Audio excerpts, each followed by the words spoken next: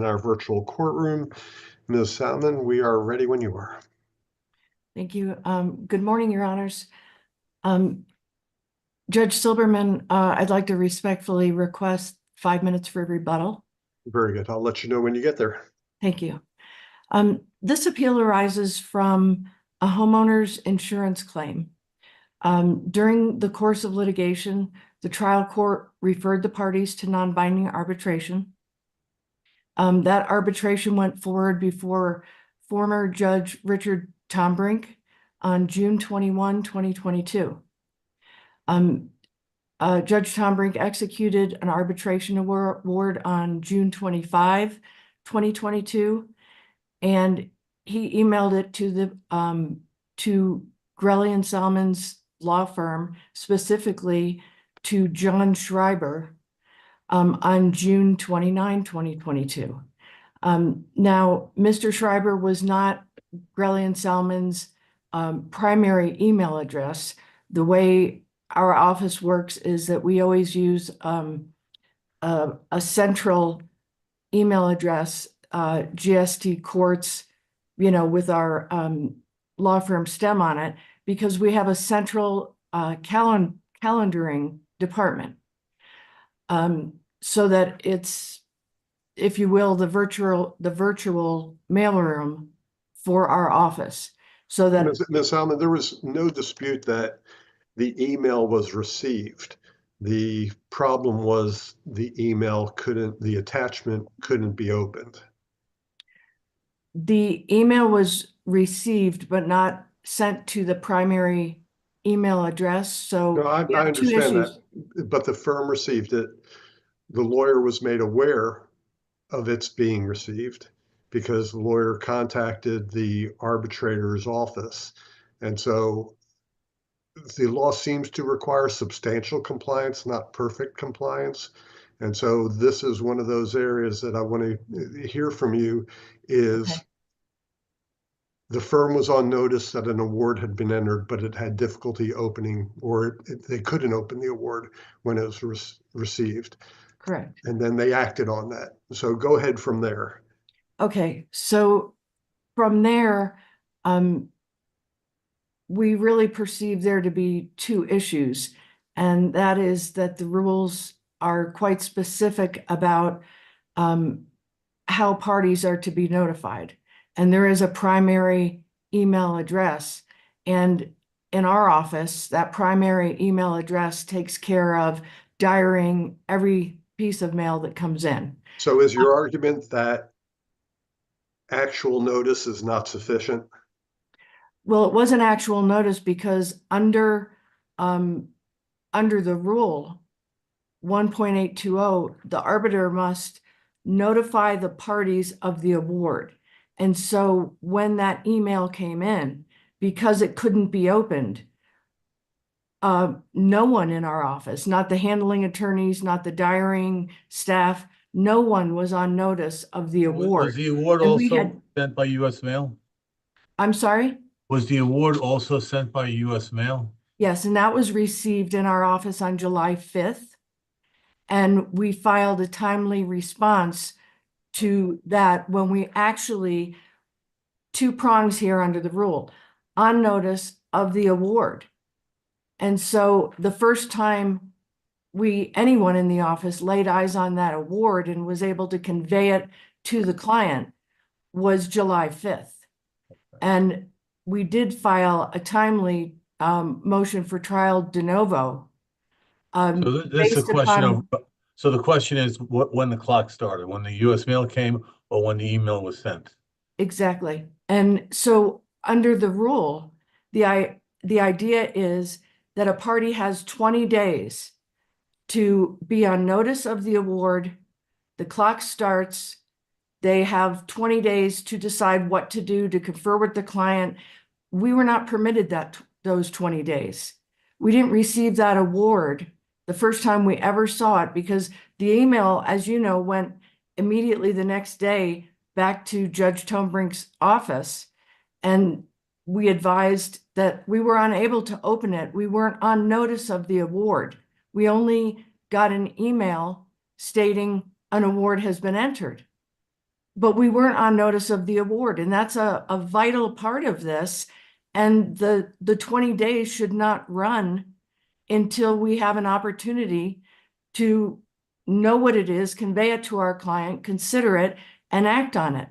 And once we had those two prongs met on notice with the award on July 5th, we timely filed a motion for trial de novo.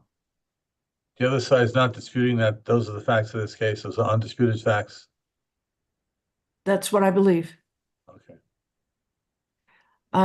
This is a rather simple matter. I don't know if you have any other questions for me, but I think that even partial or substantial compliance with this, the spirit of this particular rule is that we get put on notice and that we are on notice of the actual decision. I don't think that there can be any dispute that we weren't on notice of the decision. I do understand that there's been an argument in opposition that we have no proof that we couldn't open the award. But why on earth, before there was any issue about it, the very next day would we send an email saying we can't open it, please resend it? And then you also have affidavits from 2 employees stating that we were unable to open the award and that there was no response from Was the that glitch ever fixed? Did you ever get the award by email? No, we got the award by US mail. Okay, well, that happens a lot. The email is not perfect. I didn't know if you had addressed that issue, why was it too large or something like that? It wasn't attached, that we don't know. I don't know that detail, but I don't believe it was a internal glitch that needed to be fixed. It was just a document that wouldn't open. Okay, I got you. So it's our position that there wasn't even substantial compliance, because without knowledge of the contents of the award, we certainly couldn't consider it and act on it. And if the clock started running from what was essentially for us an empty email that didn't include the primary address, we didn't have anything to consider. And under the statute, I think we certainly are entitled to the 20 days. And well, you filed an affidavit that you didn't get it. They didn't file any countervailing evidence. No, Your Honor. They just say, well, they got it. That's not enough. That's not evidence. That's opinion. I got you. So I know I've got additional time, but I'd like to reserve All right. and respectfully request that this court reverse the final judgment in DeToro's favor. Very good. And Thank you, Ms. Thank you. Selman. We'll have your rebuttal time. And Mr. Bailey. Thank you, Your Honors. May it please the court, Jeremy Bailey on behalf of Sharon DeToro. I think counsel's argument began with an important concession, and that's been, as you mentioned, Judge Valenti, that the undisputed facts are that the email was received with the arbitration award attached. There is no dispute. There is no contradiction. But that's what it said. But there's no dispute that it wouldn't open. Is that true or false? That is disputed, but Your Honor's right. There was no evidence presented by trial counsel on our side. Our trial counsel argued to the court that they were able to open it when it was received in the email. And there was obviously a dispute between the parties there, but there was no evidence before the court on that particular point. Gotcha. The email, if the court looks at the record on page 122, the email from trial counsel for Universal's office literally attaches the arbitration award back to Judge Tom Brink and says, we've got this document and we're not able to open it. Can you please resend it in a different format? And it was a Pages document. That's an Apple concept. So maybe it was a Word versus Apple situation. There's really no evidence or discussion about that in the record. But it's important that June 29th, 2022, email to council with the arbitration award. They had this document in their possession that says, and actually the subject of the email says, DeToro arbitration award, right? There's no dispute. Judge Tombrink was the arbitrator. He sends an email saying, this is the arbitration award, and attaches a document that purports to be the arbitration award.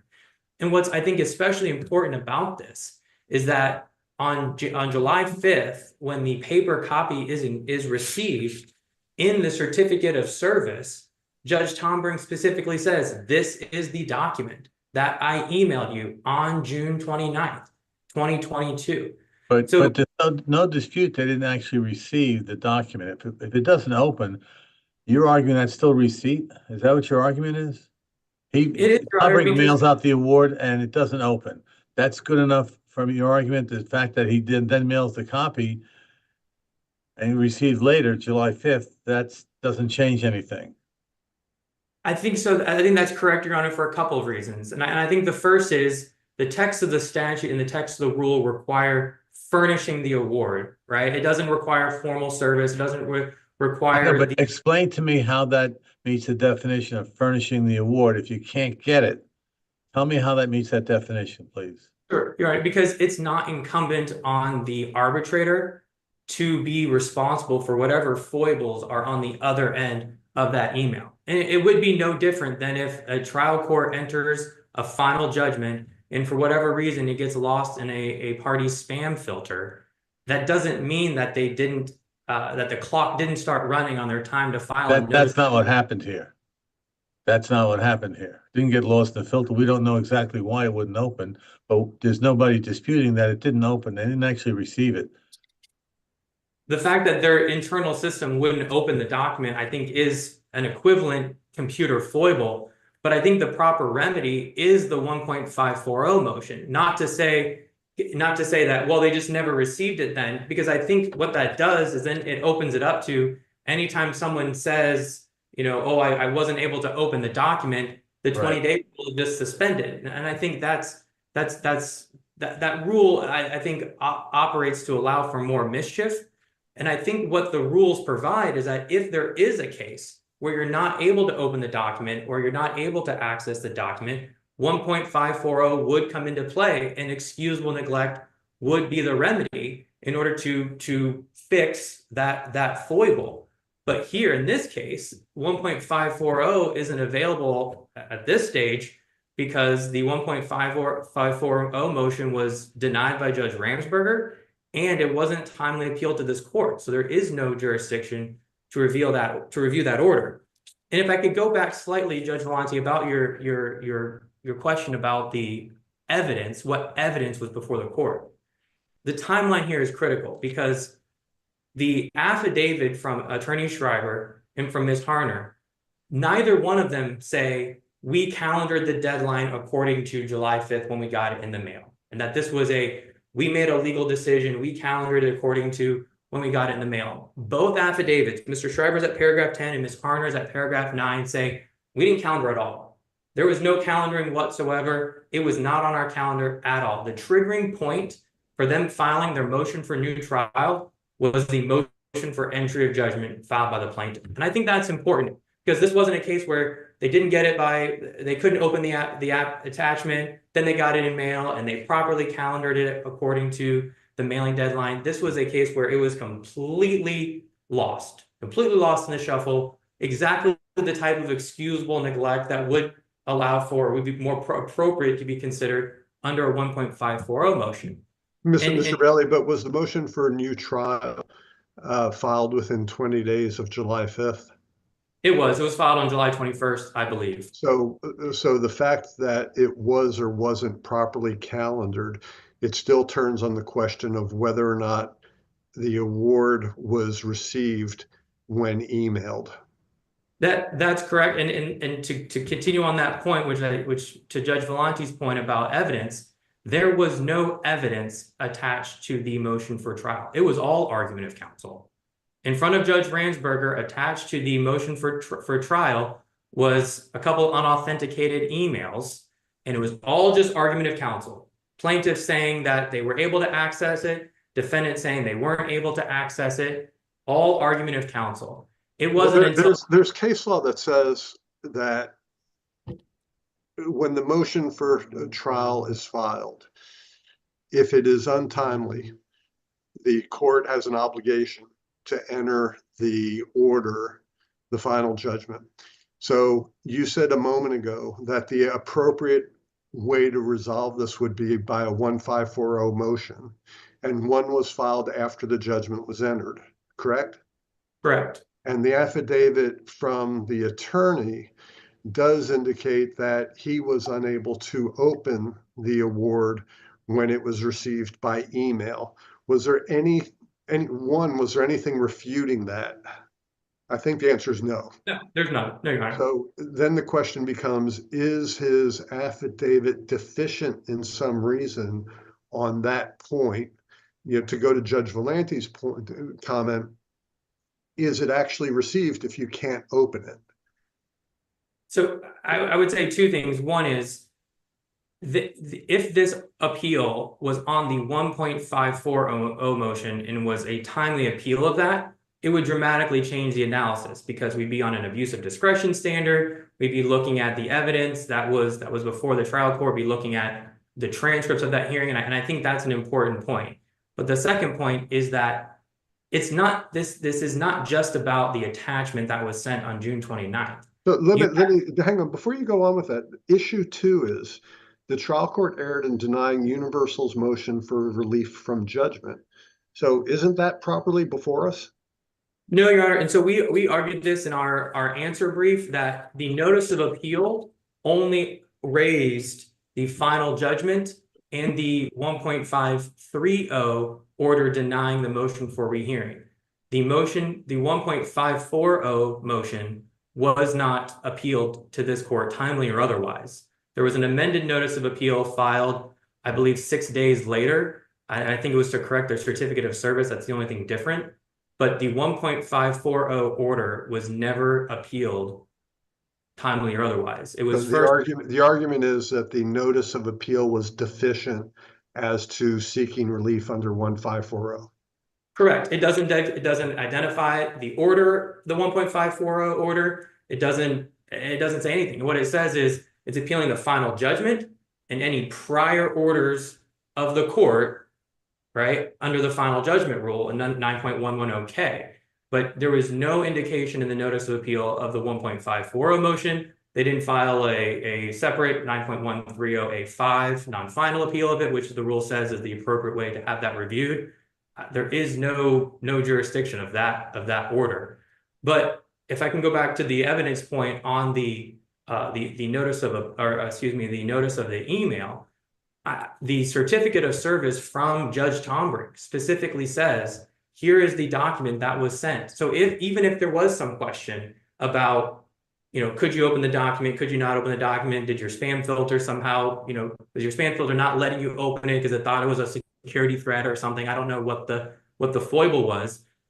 Certainly on July 5th, when the arbitration award comes in and it spells out, I certify, I've served the foregoing. This is page 114 of the record. I sent it to pleadings at Dysart Burke Law.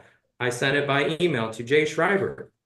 And Mr. Schreiber, of course, had just entered on June 1st, just prior to the arbitration, a notice that he was the lead attorney on the case. So to say that there was no notice of the arbitration award because there was some computer or technology foible, it doesn't suspend. I think it's to make that the rule would say that anytime someone comes forward and says, my computer didn't let me open the attachment, or it got stuck in my spam filter, or it got stripped out of my spam filter, it just suspends rendition of the rule. I think that creates more mischief. Did your office know they were having this difficulty on the earlier date in June when they claimed that it wouldn't open?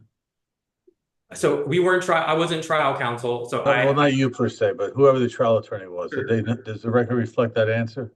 Based on what I can see in the record at page 122, the email saying that there was an issue with the attachment was sent to Judge Tombrink's office. I don't see that it was copied to trial counsel. I could be incorrect there. No, the only reason I asked, I know there's an old-fashioned way of cutting and pasting things in that if you didn't get it by the PDF attachment, you can get it another way. But We don't have any evidence of that. I don't see any evidence that our trial counsel was Okay, fair enough. that it was there.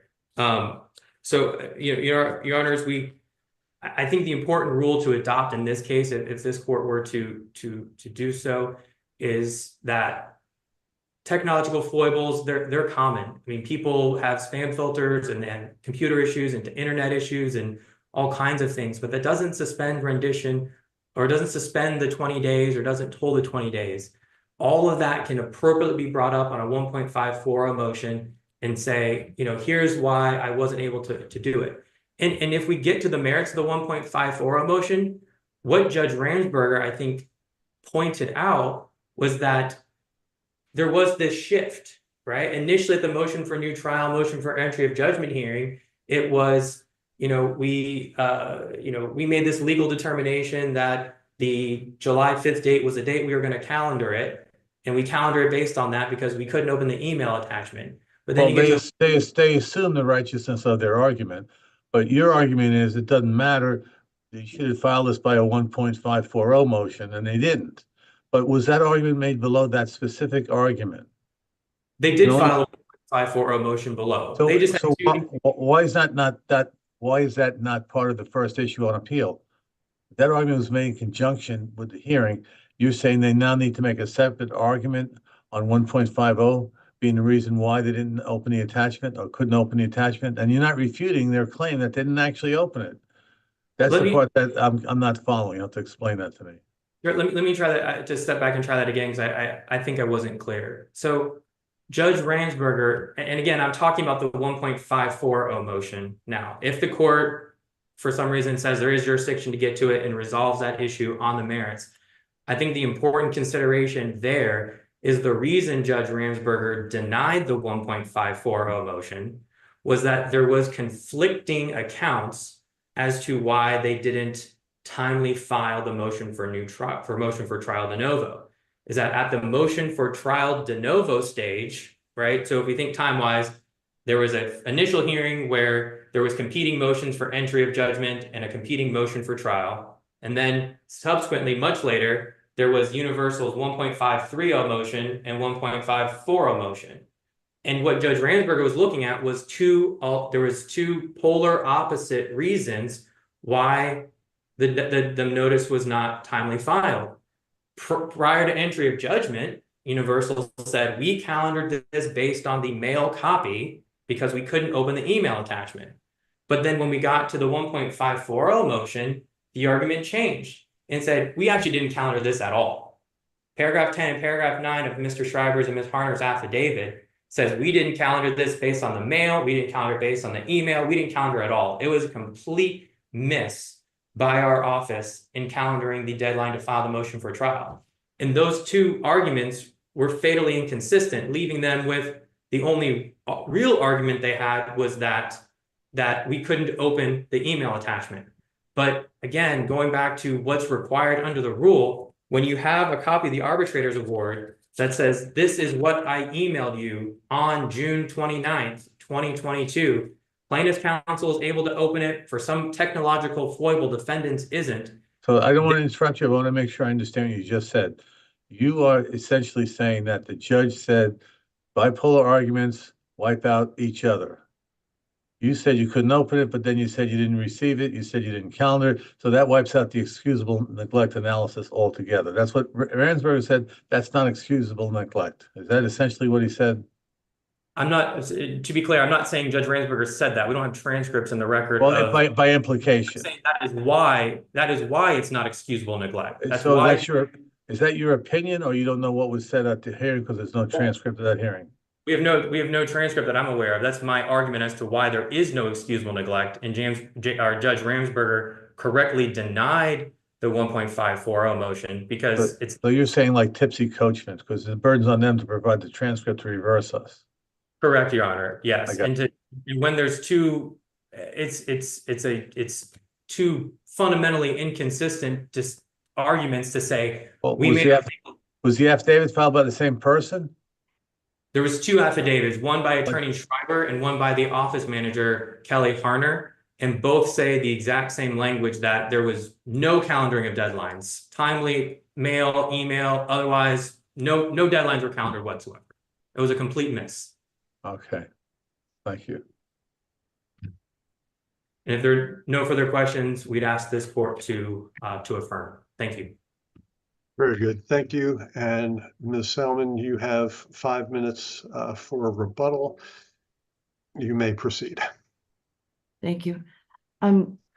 So I do want to address the fact that, as counsel said, the 1.540 motion was made with the lower court.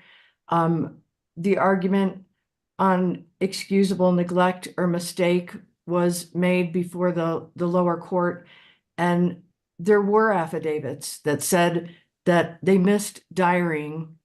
Well, my this- question is, does it really matter if you couldn't open the attachment, if you said you missed a date, you didn't calendar, you screwed up, and the judge said, by implication, that's not excusable neglect, or you had the burden of providing a transcript of the hearing where this analysis occurred? Well, and I was going there. I mean, my point here is that it is excusable neglect if, or I would argue that it's excusable neglect if it was not diaried properly. Is that a matter of argument, or is that a matter of fact that the judge gets to decide, did you prove your argument or not? It's not a matter of law. If you say that's excusable neglect, in order for us to reverse, we have to say, yes, as a matter of law, you didn't calendar it, that's good. That's good enough for us. I don't think the law says that. No, it's certainly in our motion that, and in the affidavits, that they missed diarying this when it came in. But the Ms. point Selman, is, there's a problem with that argument, and neither party cited the Gambrell case from this court. And that case is at 330 Southern 3rd 114. And we basically said that a 1540 motion that's filed before the final judgment is entered does not allow a court to not enter the final judgment. That the court is mandated, if there's no timely notice for a trial or demand for a trial, that a prior filed 1540 motion doesn't preclude entry of the judgment. 154 motion filed after the judgment, which is what happened in this case, may be sufficient for relief. But to go to Mr. Bailey's point, it was argued in the brief by you that we ought to grant relief under 1540. The brief in response says you're not entitled to it. I just double checked. The notice of appeal doesn't reference the denial of the motion under 1540. The notice of appeal says all prior orders to the denial of the motion for rehearing. The timestamps on the two orders reflect that the motion denying relief under 1540 came in after, or was entered after, the denial of the motion for rehearing. So it wasn't a prior order. So whether we like this or not, the sequence of events doesn't seem to help your argument on what the notice of appeal covers or doesn't cover. I understand. I do understand that. But I think our biggest issue, and the issue that's so compelling to me that I want to convey, is that under 1.820, there has to be notice of the award. We send things back and forth in litigation. I don't disagree. I don't disagree that there needs to be notice of the award. What I am concerned about is twofold. One, counsel files an affidavit saying he couldn't open the award. No factual information as to whether or not that was a problem in the office computer as opposed to the formatting of the award itself. But that might entitle your client to relief under 1540, and yet under 1540, as Mr. Bailey points out, the notice of appeal doesn't appeal that order. Well, the 1.540 speaks to neglect and mistake. And I don't think this is Neglect and mistake as to calendaring. Right, but what I'm But talking about here. that's not a basis for relief or that's not a basis to preclude entry of the final judgment by the court. The fact that it's raised in a 1540, maybe it would have, but it doesn't appear you timely appealed the denial of the 1540 order. But aside from that, my argument is that under 1.820, there has to be notice of the award by the arbiter. And he was put on notice the following day that our office could not open a pages document. And typically, we all send things by Word or PDF. They're easily opened every day, thousands of times. This was a different format, and he was advised that we were unable to open it. I don't think that's inadvertence or mistake or neglect. So I don't think counsel's argument on the notice of appeal in 1.540 is really at issue here. I think the most compelling argument is we actually didn't see the award until July 5th. Well, you're switching your answer from the Judge Silverman's question to 1.540 being part of the appeal to the first issue is we didn't get it. That's good enough. So let's be consistent. Is that your argument? Are you abandoning issue 2, or are you still sticking with your assertion that it was included in this appeal? We argued both issues in appeal. We argued the 1.540. I do understand Judge Silberman's point about the notice of appeal not specifically referencing and the timeline referencing all prior orders. I do understand that, but I also don't think that my most compelling, to me, the most important argument here is that a party has to have real notice of what that award is and 20 days to act on it. Ms. Hammond, when the motion was filed for entry of the judgment, was there anything filed in response before the judgment was entered saying, Judge, you can't enter it, we didn't get notice? The following day, we filed the motion for trial de novo, and we argued obviously against the motion for entry of judgment and presented, it's in the record, we presented the evidence, which were the 2 affidavits and the email, which, you know, if we could have opened the email, there was no issue at that point. Nothing was late.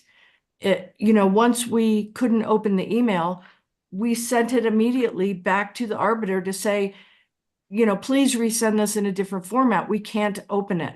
We requested the ability to actually be on notice of the award, but my recollection is, and I'm trying to find it now, the motion for trial attached letters, but there was no affidavit at that point in time, correct? I believe so. I believe the affidavit accompanied the motion for reconsideration, the 2 affidavits in the email. Right. Okay. And we've really gone well past your time. So Take 15 seconds if you want to say anything in conclusion. In conclusion, I think the spirit of this rule is that a party has to have the ability to access the award. This was a non-standard format. We couldn't access the award. I don't think there's any evidence or any question that we couldn't access the award. I think everybody agrees here that we didn't lay eyes on that award until July 5th. And I don't think it's within the— Ms. Hammond, that'll bring us to the end, and we understand the argument, you. so you don't need to repeat. Thank you both very much. We are going to take a 10-minute recess before we go to the next case. Counsel, you may exit the courtroom by hitting the leave buttons, and then we will be back in court in about 10 minutes.